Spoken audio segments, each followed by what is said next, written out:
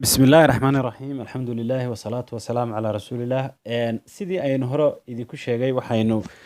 halka ku duubaynaa fiidiyowyadii aan ugu talagalay inaan anatomy iyo physiology aan ku sharxo si ay dadku uga faa'iidaystaan iyaga oo ku baxay doona insha Allah af Ingiriisi iyo Soomaali labadaba kuwa hore aan duubay waxay ahaayeen labadaba af Ingiriisi iyo Soomaali marka hadda series af Soomaali ayaan iyagana bilaabay aan magaranaysaa waxaan ku bilaabay kii hore wuxuu ahaa wareegga dhiigga iyo dhiigga laftiisa unugyada asaas iyo ku cadcad iyo faa'iidada leeyihiin sida u shaqeeyaan iyo wuxuu dhiiggu ka kooban yahay wax oo dhan ayaan kaga hadlay marka waxaan isku dhex wadi doonaa laba qaybood oo ah qaybta dhiigga iyo wadnaha iyo xididada iyo qaybtan magaranaysaa ee loo yaqaano dheef mareenka ama dheef shiidka afka qalaadna lagu yidhaha digestive systemka ka horena wuxuu circulatory systemka marka labadaba waxaan soo upload garan doonaa insha Allah YouTube-ka waxa aan halkan markaa kaga hadlayaa oo aan u kala qaybin doonaa waxaan u naqaano digestive systemka afar qaybood baan u qaybinayaa sida halkan ka muuqata ka hore wuxuu noqon doonaa introduction oo sida marka hore idinka muuqata aan u qaybin doonaa afar shan video ama magaranaysa oo gaaban oo hal video iyo baan wadaa iyo sharaxaado afar shan ah oo ku xigi doona insha Allah qaybtaas introduction ka noqonaysa inta wixii ka dambeeya waxaan ka hadli doonaa hadii la ka dhigo oral cavity-ga oo ah afka iyo magaranaysa nawaaxigiisu inta uu ka sameeyay afka iyo inta ku gadaaman cunno mareenka waliba qaabilsan aan hawe mareenka ahayn laakiin waxaanu ka sii baran doonaa structures fara badan iyagana waxaanu ka sii mari doonaa wax loo yaqaano waxaanu ka mari doonaa hadii la ka dhigo iyadana inuu uga faa'iideysan doonaa iyadana respiratory-ga si aanu iyadana wax uga sii ogaano waxa ku xigay intaas esophagus-ka iyo stomach-ga oo afka qalaad ah cunno mareenka oo wax loo yaqaano cunaha qasabada ay marayso magaranaysa ama tuumbada ay raashinku sii raacayo afka esophagus la yaqaan iyo caloosha buuran oo hata kuba maaha caloosha buuran ee raashinku u gelayo sida u dhisan tahay structure ahaan iyo sida ay u shaqeyso iyadana waynu arki doonaa insha Allah qaybta videoga qaybta saddexaad waxay noqon doontaa accessory organisms oo ay yihiin liverka iyo pancreaska iyo gallbladder-ka iyo ama magaranaysa beerka iyo beeryarada iyo waxyaabaha structureska ku meeran iyaguna caawiya raashinka quudashada raashinka marka uu qofku cunto qaato sida loo burburiyo qayb qaata burburinta cunnada qaybta afraad waxay noqon doontaa large intestine small intestine large intestine oo ah mindhicirka waaweyn iyo kuwa yaryar iyo waxay qabtaan anatomy ahaan iyo physiology ahaan labadaba waxaana dabcan ku dhex dardari doonaa hal laba kelmadood ah oo xanuunada ah si iyaga gaar ah baan uga hadli doonaa haddii ilaahay ka dhigo bal marka haddaan ugu horreysiiyo waxaynu naqaano afka qalaad bal marka waxaan doonayaa inaan introduction yar oo aan videogan aan halkan ku soo bandhigi doono kaasa ka baxsan aan ka warramo bal guud ahaan dabadna si aan u gallo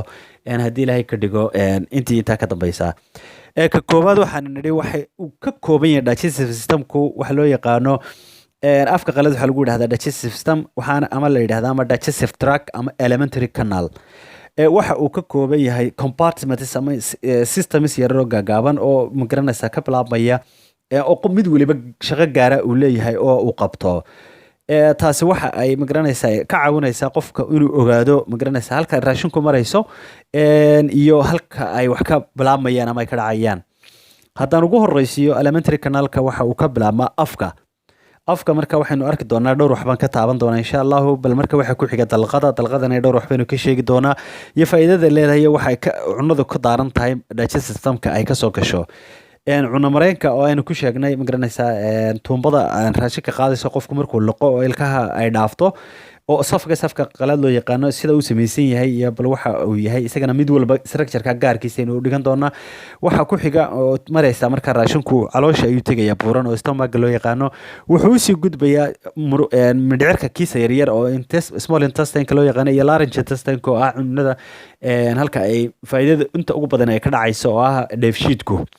iyo absorption-ku labaduba oo ah mindhicirka kiisa yaryar iyo kiisa waaweyn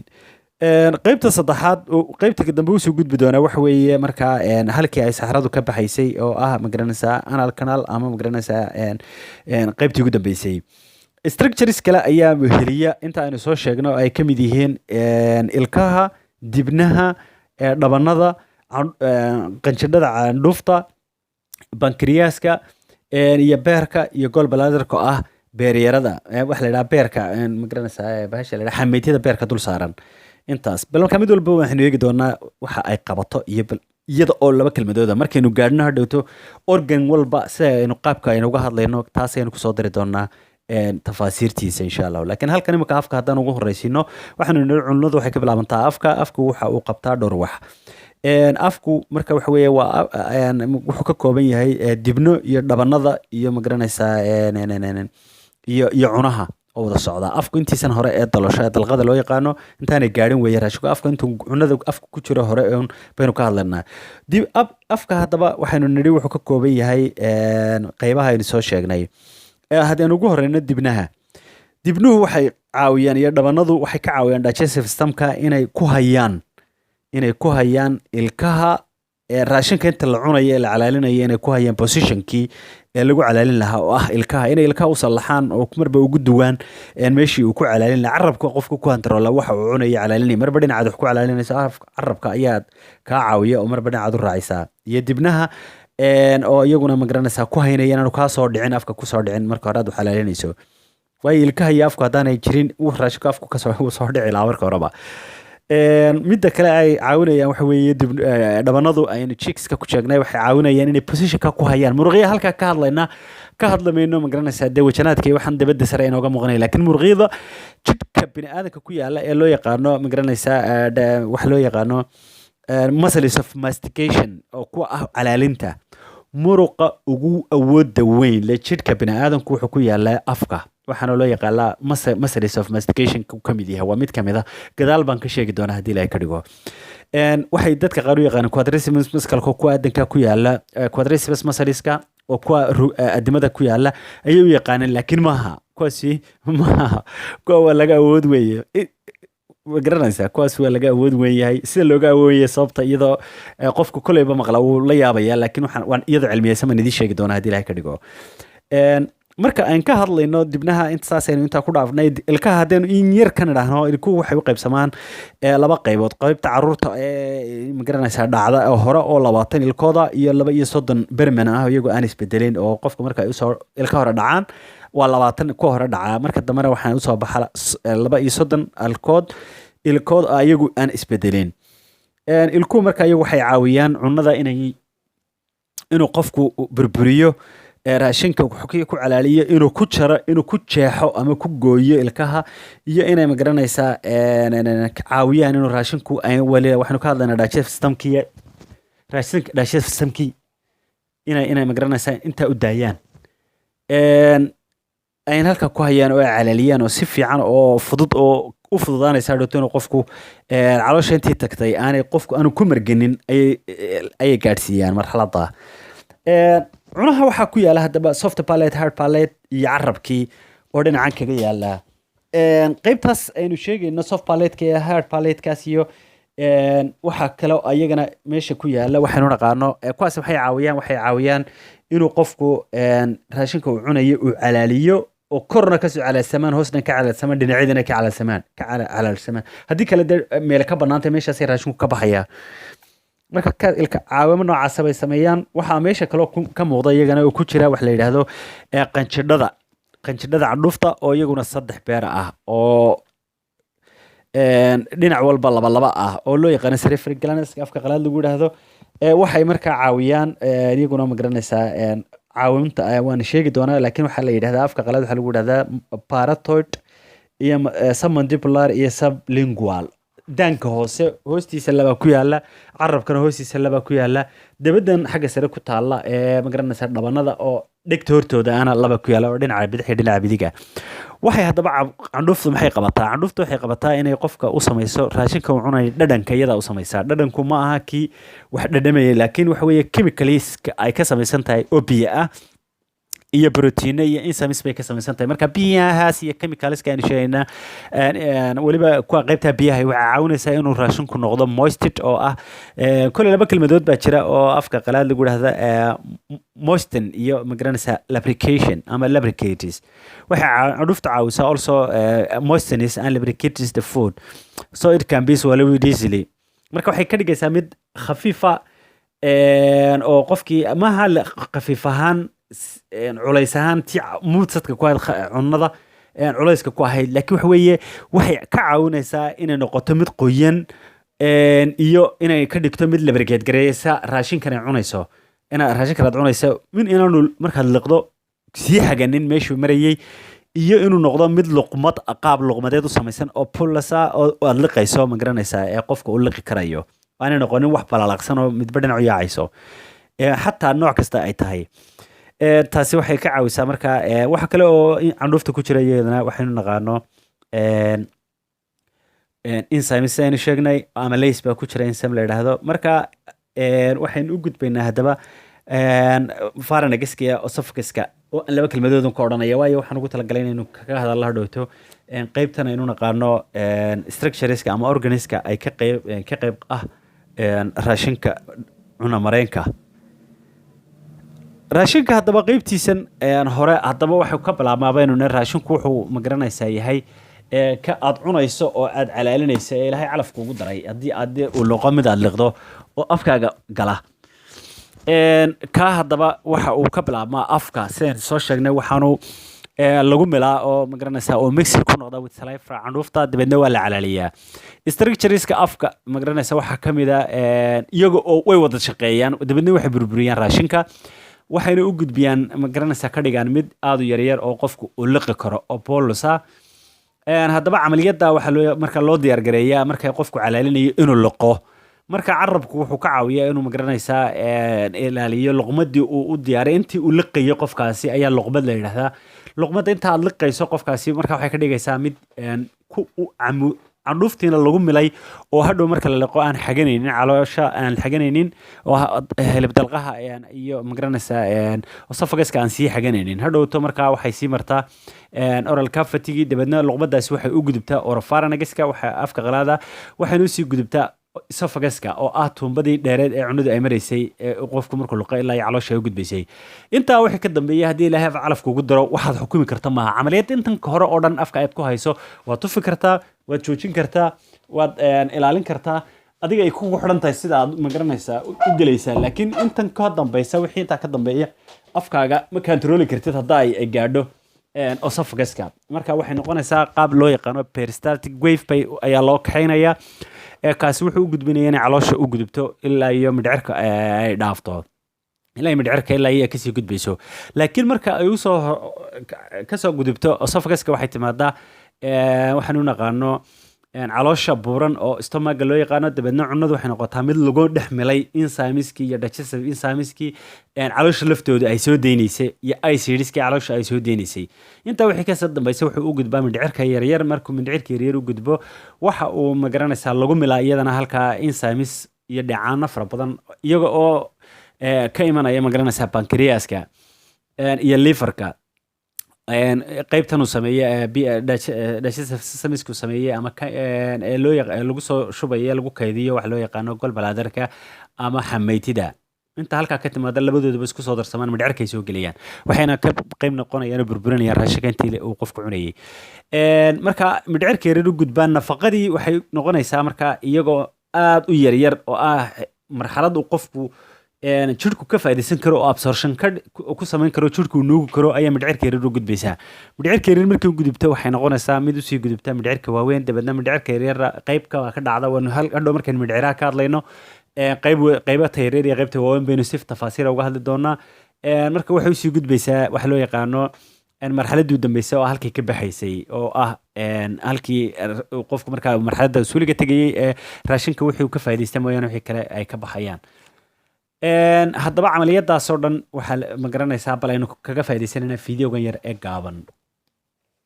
Digestion begins when food is taken through the mouth, mixed with saliva, and chewed. Structures in the oral cavity work together to break food down into a small mass called a bolus. During the process of swallowing, the tongue rises to the roof of the mouth, directing the bolus out of the oral cavity. The bolus then passes from the oropharynx to the pharynx and into the esophagus. Involuntary muscular contractions, called peristaltic waves, move the bolus down the esophagus and into the stomach. Peristaltic waves continue the mechanical breakdown of food in the stomach. Digested food, mixed with digestive enzymes and acids secreted by the stomach, is called chyme. Enzymes in the small intestine further the chemical process. A small amount of nutrient absorption occurs in the stomach, but most absorption occurs as chyme travels through the sections of the small intestine. The walls of the small intestine are lined with structures that absorb nutrients from chyme and then pass these nutrients into the bloodstream. Some absorption continues in the large intestine. As indigestible waste moves through the structures of the large intestine, it is compacted. The elimination of indigestible waste completes the digestive process. kaasi wuxuu ahaa fidow yar oo aynu kaga faa'iidaysananay balqaabka ay inteena af soomaaliga kusoo sharaxnay oo af ingiriisiya waxaynu eegaynaa iminkana waxaynu eegaynaa bal hore usii soconaynaa qaybta intaa ku xigta oo ah tan soo socotaa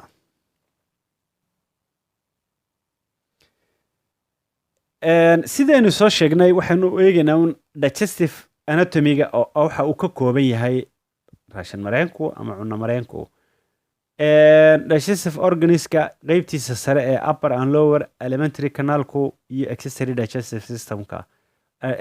accessory digestive organiska ayaynu eegaynaa bal halkan haddaba waxaynu eegaynaa waxaynu ku nidhaahno upper elementary canal waa kuwe waa afkaynu sheegaynay haddaad halkaas sawirkaas si fiican u aragtaan waa dalqadii waa taas waa afkii waa dalqada uu qofku intaa highlight garaysan oo dhan iminka hadaan ku celiyo intaa highlight garaysan oo dhani waxa weeye upper elementary canal baa la yidhaahdaa upper elementary canal waa afka laga bilaabo ilkaha iyo dalqada cunaha iyo waxaynu naqaano esophaguska oo ah cunno mareenkii dheeraa kaa dheere halka ka muuqda waa esophaguskii waa kaas halkan buuran waxa weeye waa calooshii buurayd structureskii kale aynu sheegayna haddeerta aan ka hadlayay aan lahaa qanjidho ayaa jira beerisa waa kuwa dhinaca qaybta midig halkan waxay inooga muuqataa waxaa loo yaqaana parotid gland halkan waxaa la yidhahdaa submandibular baa la yidhahdaa kan kale ilkihiisa hoose ilka xagga hoose carabka hoostiisa ku yaalaan sublingual baa la yidhahdaa waynu arki doonaa bal waxaynu eegaynaa imkana waxa ay qabtaan structureska aanu sheegnay oropharynx is a part of the esophagus uu ka mid yahay waxaana uu kama garanaysaa is a structure shared by the respiratory system and digestive systemka oropharynxka horeynu sheegaynaa ayay wadaaga oropharynx waxa uu shaqadiisu tahay marka digestive systemka iyo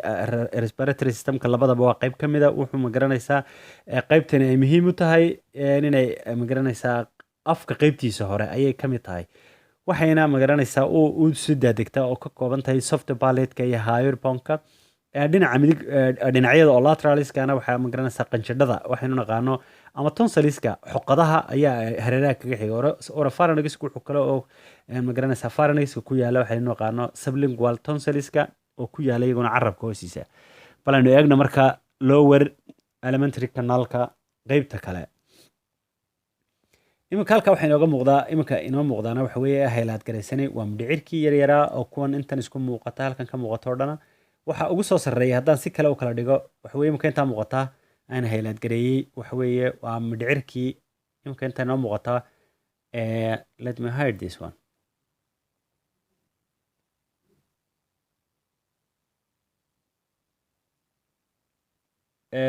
waxa weeye waa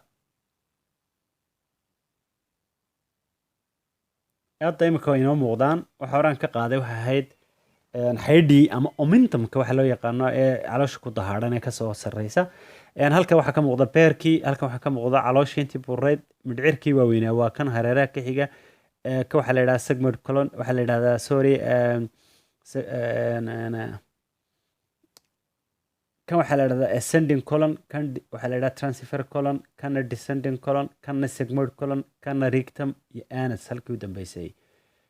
qaybtan waxaa yaryari halka waxay ka muuqataa waxay ka muuqdaa small intestine-ka ahi laba qaybood oo waaweyn ama qayb halkaa ka muuqata oo madaxeedu caloosha buranka u yaqaano digestive system ka mid ah small intestine-ka oo duodenum loo yaqaano ileum iyo ma garanaysaa iyo jejunum baa la yidhahdaa kuwan dhaadheer ee faraha badan leh halkan ka muuqda midhcirka intiisan yar halkana qaybtan usoo horeysana cecum baa la yidhahdaa cecum ayaa la yidhaahdaa. Halkan u dambaysana waxaa la yidhahdaa sigmoid, cecum iyo sigmoid. Marka qaybtan qofka qabsin baa laga qalay. Qabsinka yara inta badan aynu maqlaano waa waxa yara dhuuban, waxa yara appendix baa la yidhahdaa afka qalaad. qabsinkaasi laakiin kaasuu noqon karaa mindhicirkan oo isxidhay laftiisu noqon karaa. qabsinku wax waa Soomaalidu laakiin kaasay magac ahaan u yaqaanaan inta badan. halkaa markaasa waxaynu aragnaa kuwa accessory organiskeenu sheegaynay waa introduction baynu ku sheegnay. hadhow tafaasiirta mid walba waynu geli doonaa. waxaa ka mid ah kuwan accessory organiskeenu sheegaynay. maxaa ka mid ah hadda eega halka waxaa ka muuqata qanjidhadii xaggan u sarreysa afka. qanjidhadeenu sheegaynay oo kani yahay parotidkii, kaa kale halka ka muuqda yahay sublingualkii, kana yahay submandibular, kani waa submandibular, kana waa sublingual. oo waa 3 qanjidh oo midig iyo bidix leh, mid walba midigta bidixda, midig bidix. iyo qaybtan imika halkan inooga muuqata iyo qaybtan imika aan weyneynayo halka ka muuqata oo ah kan oo ah beerkii, iyo qaybta kusii xigta ee loo yaqaano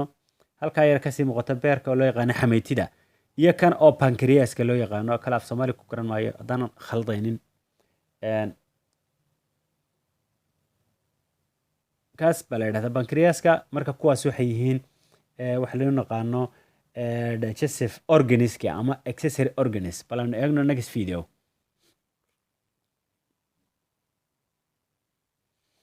hadda waxaynu arkaynaa haddaba cunnadu waxay gashaa afka, waxayna u gudubta waana la liqaa, waxayna sii martaa pharynxka, esophaguska, dabeedna caloosha markay marayso cunnadu waxa ay u gudubtaa waa la burburiyaa. waxaana loo burburiyaa kaymka waxaynu ku sheegnay ama chyme. nutrientska ama nafaqada wixii ah ee qofkaasi uu cunay halka ilaahay u calfay halka calooshiisa gashay waxaa nuuga oo laga nuugaa caloosha mindhicirkiisa yaryar. biyaha waxaa laga nuugaa mindhicirka waaweyn iyo milixda. waxa kale intii soo hadhay waxaa la yidhahdaa waa waste, waa nafaqo wixii laga nuugay oo dhan oo waa qashin. marka intaas waxay ka baxdaa rectumka, anal canalkayna aakhirka kasii rectumkay sii martaa anal canalka ayay ka dustaa. markaa bal aynu eegno iyago haddaba aynu highlight garayno ila waxaan doonaynaa inaynu kaga faa'iidaysanaa inuu yahay qaab introductiona si aynu hadhowto u gallo structure kastaba tafaasiirtiisa. bal oral cavity and pharynx waa kee aynu sheegaynaa, waa intaa imika inoo muuqata. halkan oral pharynxka iyaynu sheegaynay waa kuwa absolutely idinka arka inta highlight garaysan waxaa la yidhaahdaa oral pharynx oral cavity and pharynx. xaggan kan imika sheegaynaa waa kan qanjidhkii weeye, waynu arki doonaa isagana. qanjidhadaasi waa qanjidhkan idii sheegay, waa parotidkan sheegaya waa kan. kuwani waa kuwan sublingualkan sheegaynay, kuwani waa submandibularkii. submandibularka waa kan laftan la yidhaha mandibular daanka hoose hoostiisa kuwa ku xiga submandibular baa la yidhaha. kuwa kasii hooseeya xagga kasii muuqdaana waxa weeye waa sublingual, kuwaasi carabka hoostiisa ku yaalaan. kuwaas ayaa ka mid ah iminka accessory organiskan sheegna. esophaguska aynu eegaynaa. esophaguska meeye? esophagus waa kaas. waxaynu ka hadli doonaa haddaba bal inta uu leegyahay iyo dherarkiisa iyo wixiisa. waxa weeye 23 ilaa 25 sentimitir buu leegyahay. 3 qayboodna wuu qaybsamaa. bal waynu eegi doonaa isagana markaynu hadhow esophaguska ka hadlayno gaar ahaan. bal mindhicirka aynu eegno. waxaan wada caloosha iyadana aynu eegno. way doonaymaa inaan ka hor dhacno waxoo dhan waa introduction baan ugu talagalay inuu noqdo. kanna waa kan aad maqashaa calooshaad maqashaa waa taa structurekeedu saas u samaysan yahay. iyadoo tafaasiir aynu kaga hadlaynana waynu geli doonaa. waxaa ku xiga small intestine. small intestineku meeye? waa kaa imika highlight garaysan. small intestineku waxa weeye waa 6 mitir ilaa iyo 10 mitir. dadka variation baa jira, waa lagu kala duwan yahay, laakiin 6 mitir ilaa 10 mitir weeye. yacni waa wax aad u dheer. marka intaasoo qura calooshaada ku dhex jirtaa haddana ma dareemaysid. qolkaad seexato way ka weyn tahay. marka lasaa loo dhereriyo saa loo kala bixiyo.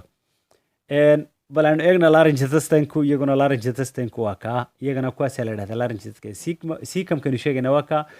transferkanu sheegayna waxaan wadaa ascending-ku waa kaa qaybta kor u baxaysa. qaybkan transferka qaybtan gudban baa la yidhahaa. qaybtan waxa la yidhaha descend baa la yidhaha, qaybta hoos u degaysa. halkan sigmoid baa la yidhahdaa iyadana qaybtaa kale weeye. halkaasina waa halkii ka baxaysay waa rectumkii iyo wixii kasii dambeeya. bal rectumkana aynu eegno inta rectumka la yidhaha inta ay tahay.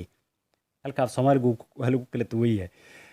af Soomaaligu waa daba un bay u yaqaanaan rectumka, laakiin halkaasi waxa weeye rectum intaasaa la yidhaha. laakiin Soomaalida rectumka waxay yaqaanaan anaska ama anal canalka halka u dambeysay ay ka baxayaan wax. halkan ka taano naqaano rectumka intaasaa la yidhahdaa. anal kanaalkana waa intaa yar ee u dambaysa ee buuran intaa yar ee u dambaysa ee dibadda ka muuqanaysa markuu qofku suuliga galo oo fadhiisanayo aanu eegno next video mindhicirku waxa uu samaysan yahay sidan mindhicirka yaryari ama elementary canalku qaabka rinkaasba haddaynu kala goyno mindhicirka yaryar aynu qaybtaasaa usoo jarnay waxa uu magaranaysaa un muuqdaa magaranaysaa continuous tube ah oo kasoo bilaabmaya afka iyo dabada aynu sheegayna ee anaska ah waxa intiisa badan magaranaysaa dherer ahaan ku dheriranaya small intestineka oo biyaha laga nuugiya nafaqada iyo large intestineka intiisa kale oo laga afar qaybood loo sii qaybsho small intestineka haddaynu balimika saa u eegno mindhicirka intaa yar weeye hadhow qofka haddaad maqasho qofka calooshiisa gaska ka dhamaaday waa ka halkan saa u eega mucus membranku waa kaas muruqa qaybtaas mindhicirka qaybtaas sare waxaa la yidhahdaa muscularis oo muruqii qaybta halkaa kusii xigtay intan cad ee sidan u wareegsan ah waxaa la yidhaahdaa waxaa loo yaqaanaa submucosa halkan qaybtan u sarreysa folding kalena waxaa la yidhahdaa mucosa layerka yar ee khafiifka ugu sarreeya xagga ugu sarreysa xigtana waxaa laga yaqaanaa serosa marka fiixaha way kasoo baxaan muruqyada waxaa ku dhex jira neerfayaashaasi qaarkood ma shaqeeyaan dabeedna qofka xanuunaha ku dhaca waynu ka hadli doonaa gaar iyagana waxaan doonayay inaynu markaa iyadana halkan ka hadalno kan waa larynge intestine sheegayna waa kan dheer ee korxiga qaybtan hoose sagsaaga moodaana waxaynu naqaanaa waa qaybtan aynu sawirkan kasoo qaadanay halkan oo waxaana loo yaqaanaa small intestine bahalkaasina waa ka kaynu sheegayna inuu nidhi waxaa la yidhaha qabsin mindhicirkii qaybtaa ka sarreysa waxaa la yidhahdaa caloosha stomach qaybta kasii sarreysana waa osophaguskii ama esophagus halkan kasii hooseysa mindhicirka yarar buu ka mid yahay laakiin waxaa la yidhahdaa af ingiriiska waxa lagu dhahdaa waxaa la yidhahdo duodenum halkana waa qaybtii u dambeysay rectumkeenu sheeganay anaska oo halkay wax raashinkuba ka baxayay shaqooyinkooda mid walba gaar baynu u baran doonaa haddii la ka dhigo waa kan kaanu sheegayna dherarka faraha badan leh waa kaa yaryara iminkaan magaranaysaa highlight gacanta ku hayo idinku tusaaleynaya waa kaas weeye waa kaas ka dhowr iyo 10 mitir ilaa magaranaysaa 6 mitir ilaa 8 mitir ilaa qaarba waa nooc dadka laakiin variation baa jira haddaynu eegno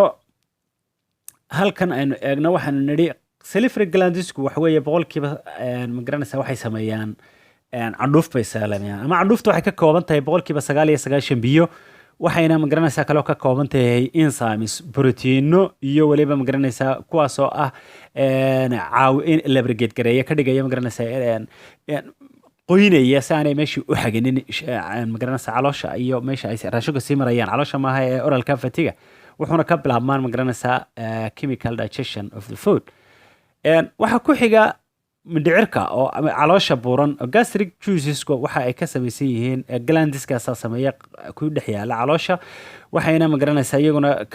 ka kooban yihiin hydrochloric acid oo ah magaranaysaa ashito ama acid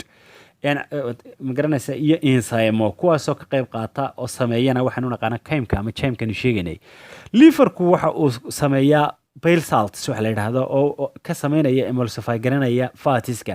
raashinka qaybtiisa subaga ama dufanka ayuu muhiim sii yahay saltiskaas bile saltiskaanu sheegayna waxaana sameeya beerka waxaana lagu storgareeyaa halkaynu naqaano gallbladderka kaas waxayna ka galaan duodenumka saynu sheegaynay through the common bile duct oo halkaasa waynu arki doonaa organiskan oo dhan bankriasku aynu sheegaynay wuxuu isaguna soo daayaa wuxuu ka kooban yahay enzymes buu magaranaysaa kamid ah waxa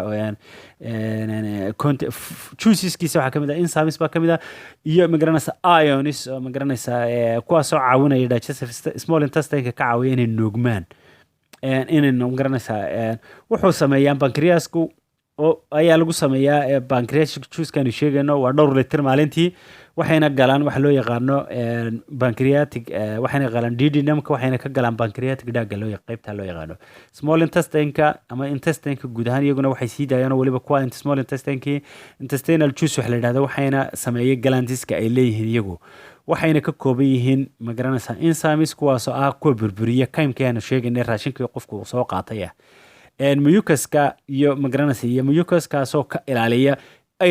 ashitada iyo acidiska caloosha xag sare ka yimi inaanay magaranaysaa wax yeelaynin waxaynu naqaano mindhicirka protectivekaas marka halkaa imika waxaynu intaa kusoo koobaynaa guud ahaan introduction facekii ama videogan ugu talagnay introduction inuu noqdo oo aynu ugu magac daray introduction of digestive system oo aynu doonayno inta dambena in hadhowto gallo videoskii ah mindhicirka sidiisa ka waaweyn iyo ka yarar wuxuu ka samaysan yahay soo shaqeeya intaba